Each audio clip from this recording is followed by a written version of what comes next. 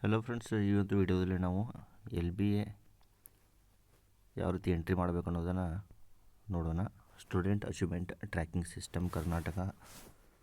LBA ಅಂದರೆ lesson based assessment. ಈಗಾಗಲೇ ನಿಮ್ಗೆ ಗೊತ್ತಿರೋ ಹಾಗೆ ಪ್ರೈವೇಟ್ನವರು ಲಾಗಿನ್ ಆಗಬೇಕಾದ್ರೆ ಸ್ಯಾಟ್ ಯೂಸರ್ಸ್ ಇಲ್ಲಿ ಬಂದುಬಿಟ್ಟು ಸ್ಯಾಟ್ ಯೂಸರ್ಸನ್ನು ಕ್ಲಿಕ್ ಮಾಡಬೇಕು. ಇಲ್ಲಿ ನಾವು ಯೂಸರ್ ನೇಮನ್ನು ಹಾಕಬೇಕು.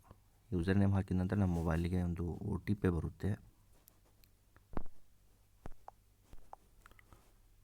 ಆ OTPಯನ್ನು ಈ ರೀತಿ ಎಂಟ್ರಿ ಮಾಡಬೇಕು. ಇಲ್ಲಿ ನೋಡಿ ಎಂಟ್ರಿ ಮಾಡಿದ್ದೀನಿ.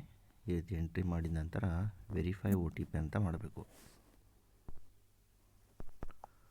ಅದರ ನಂತರ ನಿಮಗೆ ಈ ರೀತಿ ಒಂದು ಇಂಟರ್ಫೇಸ್ ಓಪನ್ ಆಗುತ್ತೆ. ಇಲ್ಲಿ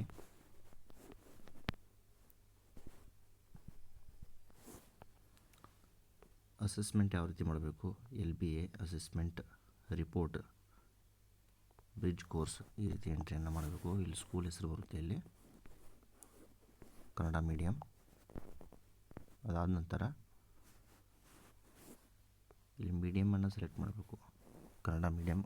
ಕ್ಲಾಸ್ ಸೆಲೆಕ್ಟ್ ಮಾಡಬೇಕು, 8th 9th 10th ಯಾವುದಾದ್ರೂ ಒಂದು.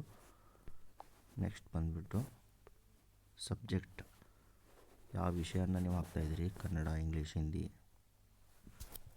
ಗಣಿತ, ವಿಜ್ಞಾನ, ಸಮಾಜ ಈ ರೀತಿ. ಆಮೇಲೆ ಚಾಪ್ಟರ್ ಹೆಸರನ್ನು ಹಾಕಬೇಕು.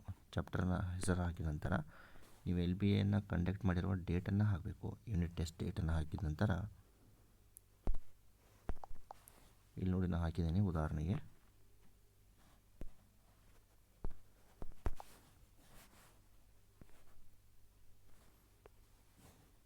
ಈ ರೀತಿ ಕನ್ನಡ ಅಂತ ಸೆಲೆಕ್ಟ್ ಮಾಡಬೇಕು. Class 9th class, Kannada medium. Next ಇಲ್ಲಿ ಸೆಕ್ಷನ್ ಬರುತ್ತೆ ABC. ಆಮೇಲೆ ಸಬ್ಜೆಕ್ಟ್ ಸೈನ್ಸ್ ಅಂತ ಸೆಲೆಕ್ಟ್ ಮಾಡಿದ್ದೀನಿ.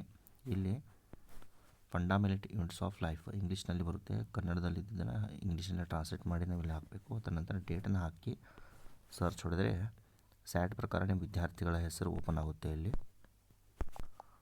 ಎಲ್ಲ ವಿದ್ಯಾರ್ಥಿಗಳ LBA ಮಾರ್ಕ್ಸನ್ನು ಎಂಟ್ರಿ ಮಾಡಿದ ನಂತರ ನಾವು ಸೇವ್ ಮಾಡಬೇಕು. ಸೇವ್ ಮಾಡಿದ ನಂತರ lesson plan, are you sure you want to save assessment ಅಂತ ಬರುತ್ತೆ. ಇಲ್ಲಿ ಸೇವ್ ಅಂತ ಒತ್ತಿದರೆ ನಿಮ್ಮ LBA ಸೇವ್ ಆಗುತ್ತೆ.